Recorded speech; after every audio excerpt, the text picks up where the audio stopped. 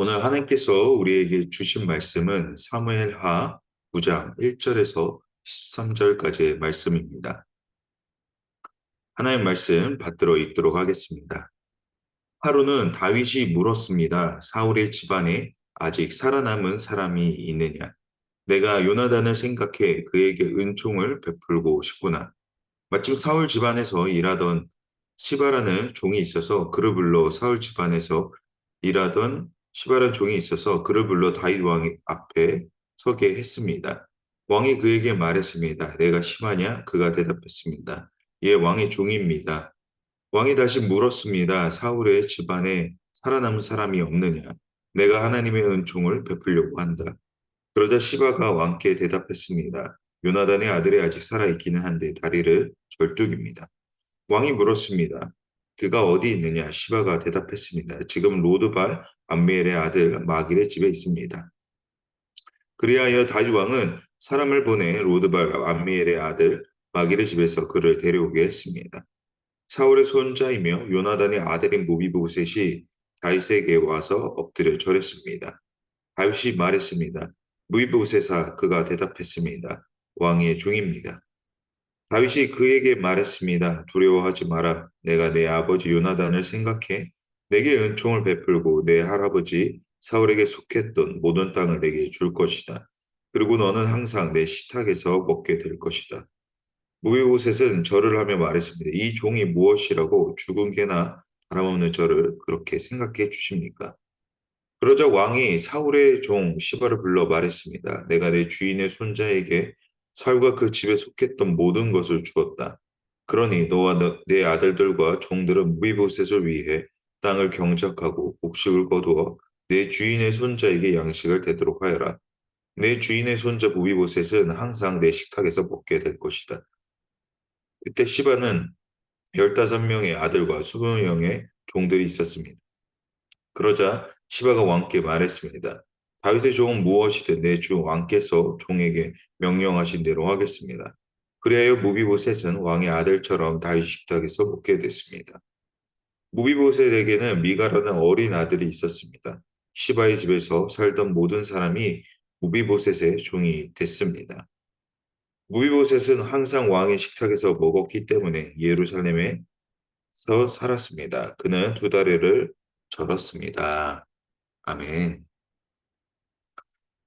오늘 본문은 다윗이 왕위에 오르고 난 뒤 이제 영토 전쟁을 시작하였고 이제 마지막 원수였던 블레셋과의 전쟁을 마치고 난 다음에의 이제 이야기입니다. 하나님과 함께 하시는 이 강력한 이스라엘이 이제 언약궤가 돌아옴으로 이제 세워짐과 동시에 이제 오늘 이 본문의 사건은 중간 사이에 있었던 일이었던 것이죠. 이때 어떤 일이 있었냐면 다윗이 요나단과 했던 약속, 즉 영속적인 사랑인 헤세드를 실천하는 장면이 오늘 본문의 내용입니다. 이는 다윗과 요나단의 관계가 단순한 우정으로서의 끝나는 것이 아니라 그들의 우정이 지속적인 사랑, 즉 헤세드임을 실질적으로 이제 보여주는 사건이 오늘 본문의 말씀이라는 것이죠. 우리가 하나님의 성품을 말할 때 신실하신 하나님이라 이야기하는 것은 이와 같은 영속적인 사랑, 헤세드의 사랑을 말하는 것입니다. 즉 변하지 않으신, 영원히 변치 않으시는 그 하나님의 사랑을 말하는 것이죠. 이와 같이 요나단과의 약속을 그때만 행한 그저 우정적인 그냥 단순히 그 순간에만 이루어진 사랑이 아니라 신실하게 그 약속을 이행하고자 하는 다윗의 모습을 오늘 말씀을 통해서 계속해서 살펴볼 수 있는 것입니다. 다윗은 사울의 집안의 대부분의 인물들은 이제 죽었지만 혹시나 하는 마음 가운데 사울의 집안에 남아있는 사람을 이제 찾게 됩니다. 그리고 사울의 집에서 일했던 사람인 시바를 통하여서 요나단의 아들이 살아있다라는 그런 소식을 듣게 되죠. 그러나 요나단의 아들인 모베보셋을 다윗을 저는 절름발이라고 이제 시바라가 이야기를 해줍니다. 무비보셋이 다리를 절게 된 이유를 보면 사울이 길르앗산에서 이제 패배를 죽게 되자 이 패전 소식을 듣게 된 유모가 급히 무비보셋을 안고 나오다가 떨어뜨리게 돼서 절름발이가 되었다고 성경은 기록하고 있죠. 이러한 사실을 알게 된 다윗은 이제 4절을 보게 되면 그가 어디 있냐라고 이제 급히 물어보는 장면이 시작이 됩니다. 이에 시바가 대답하기를 그는 로드발 암미엘의 아들 마길의 집에 있다고 합니다. 이 마길은 이제 나중에 이제 다윗이 이제 어, 압살롬의 때에 이제 다윗을 도와준 인물 중에 한 명이에요. 그러니까 압살롬이 이제 난을 일으켰고 그때 다윗을 이제 봉양하던 사람 중에 한 명이었던 것이 바로 이제 그 마길이라는 사람이죠. 그가 요나단의 아들을 지키고 있는 것도 이와 같은 이제 그가 신실하고 충성스러운 인물을 됨을 이제 보여주고 있는 장면 중에 한 명입니다. 그렇게 다윗은 사람을 불러서 이제 그 마길의 집에서 이제 무비보셋을 데려오게 됩니다. 여기서 우리가 먼저 주목해야 될 사실 중에 하나는 시바는 무비보셋을 가리켜 절름발이라고 강조를 했죠. 그러나 다윗은 요나단이 절름발이라는 사실에 주목하지 않고 그저 그를 데려오라고 합니다. 그리고 그것은 나중에 보면 또 다윗은 요나단이 절름발이라는 사실에 집중하지 않는 사실을 이제 계속해서 살펴볼 수가 있는 것인데요. 무비보셋은 다윗이 불렀다는 소식에 이제 결국 때가 이르렀다고 생각을 하게 됩니다. 그렇게 6절을 보게 되면 무비보셋의 첫 시작이 이제 왕의 종입니다라고 이야기를 하죠. 이는 가장 낮은 자세의 고백이자 왕의 종이니 자신이 죽게 될 것이라고 이제 생각을 했던 것이죠. 사실 모비보셋이 그렇게 시인하고 그렇게 생각할 수밖에 없었던 이유는 이제 자신의 집안에 있는 모든 사람이 죽었고 자신을 찾는 것을 보면 이스라엘 땅에서 사울과 관련된 인물들을 모두 정리함으로써 완전한 왕조를 이루고자 한다는 그런 다윗의 그냥 모습이라고 이제 생각할 수 있었던 것이죠. 그런 무비보셋에게 다윗은 7절에 이렇게 이야기를 합니다. 두려워하지 말아라. 그리고 너의 아버지인 요나단에게 받은 그 헤세드, 영속적인 그 사랑을 너에게도 돌려줄 것이고 할아버지인 사울의 영토를 모두 돌려주고 마지막으로 왕의 식탁에 너는 참여하게 될 것이다라고 이야기를 합니다. 이 말을 들은 무비보셋은 여러 가지 생각이 들었을 것입니다. 지금까지 나를 찾지 않다가 갑자기 나를 부른 것은 어떤 목적이 있기 아니면 자신을 받아들임으로 포용력 있는 왕으로서 이 이스라엘 전역에 알리기 위해서 사울의 남은 사람들을 그렇게 자기가 끌어안음으로써 이제 그런 어떤 영향력을 행사할 수 있다고 생각할 수도 있었다라는 것이죠. 그렇기에 무비보셋은 이제 이렇게 이야기합니다. 8절에 이야기하기를 이 종이 무엇이라고 죽은 개나 다름없는 저를 그렇게 생각해 주십니까? 그런 의심 속에서 이제 무비보셋은 다윗에게 물어본다라는 것이죠. 여기서 무비보셋이 본인을 뭐라고 표현합니까? 죽은 개와 다름없다라고 얘기합니다. 그래서 왕의 종에서 이제는 죽은 개나 다름없다라고 이야기를 하죠. 사실 이 죽은 개라고 표현한 것은 즉 당시에 이제 절름발이었던 자신이 마치 죽은 개와 같다라는 것이죠. 이제 자신은 아무 쓸모도 없고 그저 절름발에 불과한 그런 죽은 개라고 이렇게 얘기를 하는 겁니다. 그러니까 그런 사람에게 왜 이렇게까지 다윗에게 나에게 잘해주냐라고 물어본 것이죠. 이에 다윗은 무엇이라고 합니까?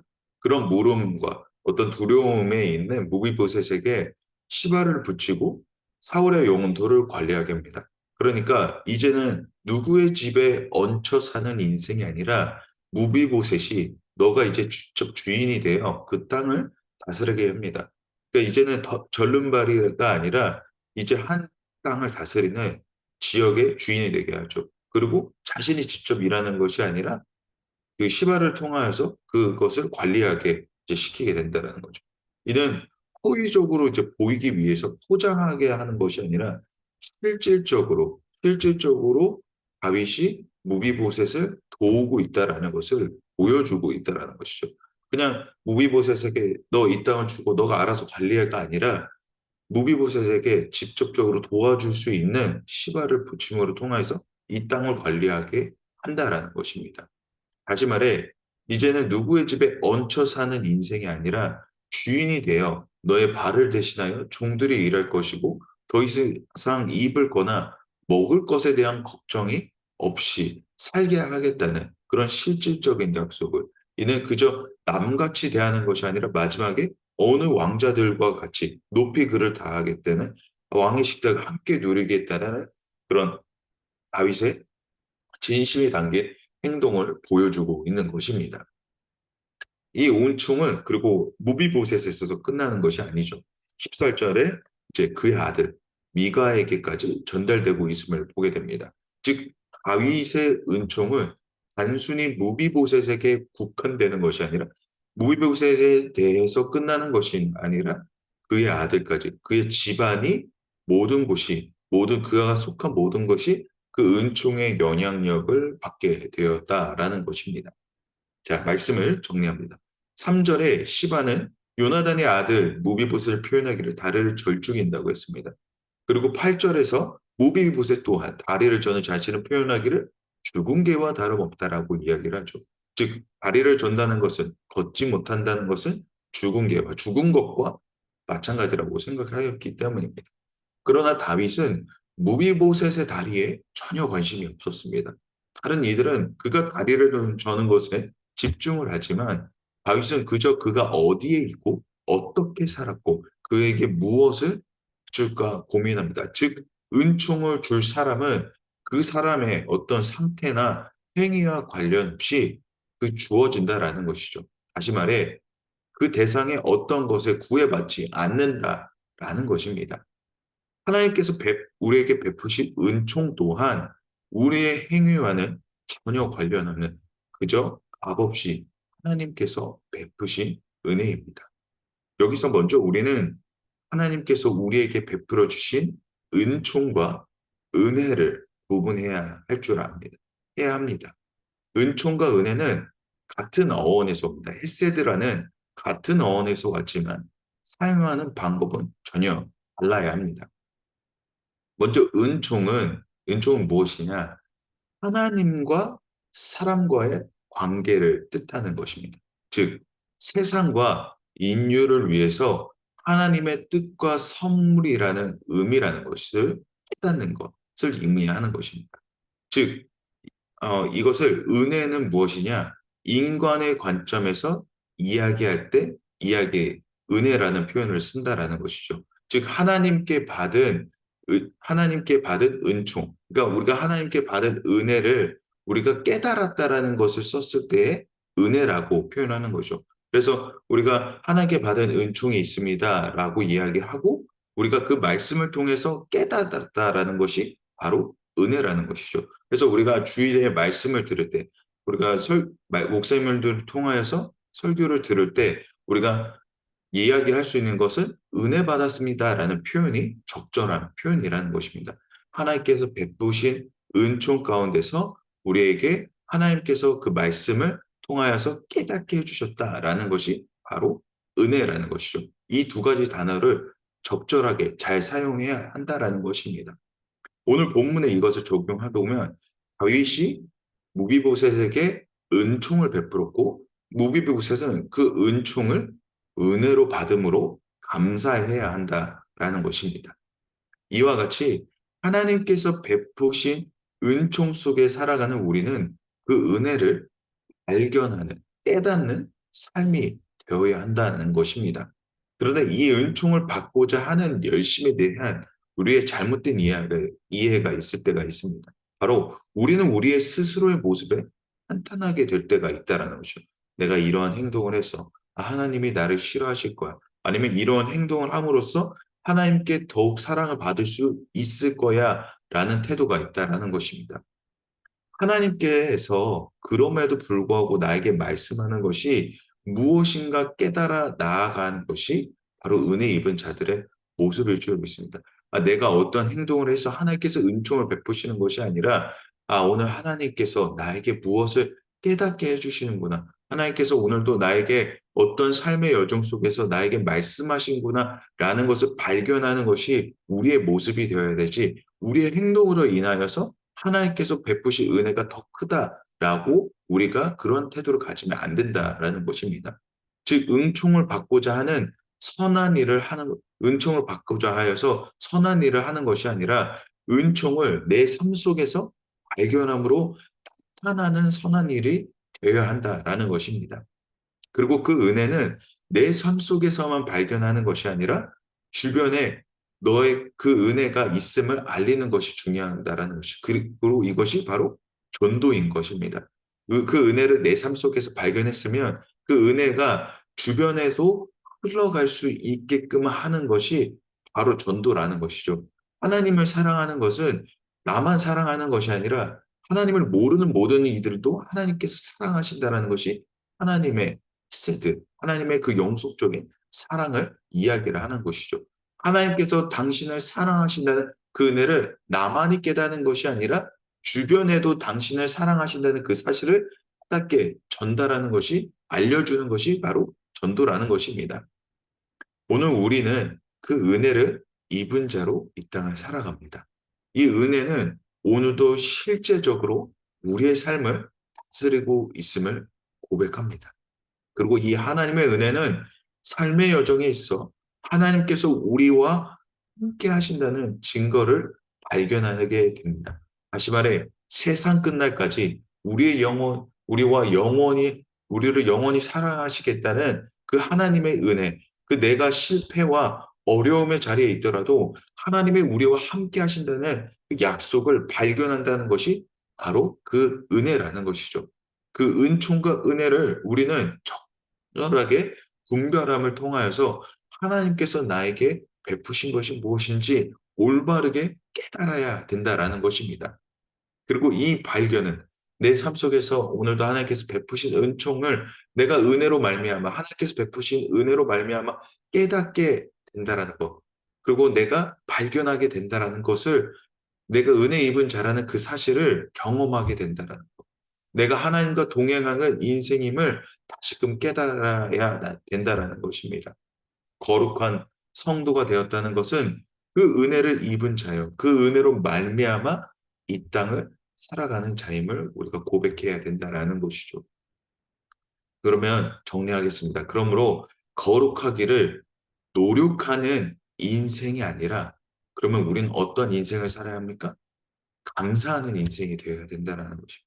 내가 어떻게든 하나님께서 베푸는 은총에 가까워지기 위해서 노력하는 인생이 아니라 하나님께서 베푸신 은혜를 우리는 감사해야 한다는 것입니다. 그 감사가 오늘 우리의 삶을 자유롭게 한다는 것입니다. 내가 노력하는 인생은 결국 어떻게 합니까? 올무가 됩니다. 스스로에게. 나에게 스스로 나는 왜 이렇게 살아가는가라고 채찍질을 하게 된다는 것이죠. 그런데 하나님께서 베푸신 은총은 그런 것이 아니죠. 그것을 누리라는 것이죠. 감사하며 나아간다라는 것이죠. 그 감사할 때 어떻게 됩니까? 나를 채우시는 넉넉한 그 하나님의 사랑의 은혜에 기뻐하며 나아갈 수 있다는 것이죠. 하나님께 더욱 가까이 가기 원하십니까? 내가 하나님과 더욱 가까운 삶을 누리시길 바랍니까? 그럼 감사하시길 바랍니다.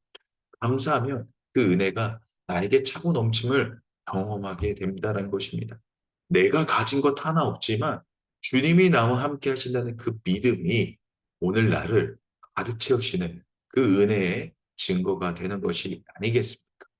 그러므로 오늘 우리의 입술의 고백 가운데 하나님, 하나님께서 여전히 나와 함께 하시고 나와 동행하시구나라는 그 감사의 고백이 넘치시기를 축복합니다. 감사는 무엇입니까?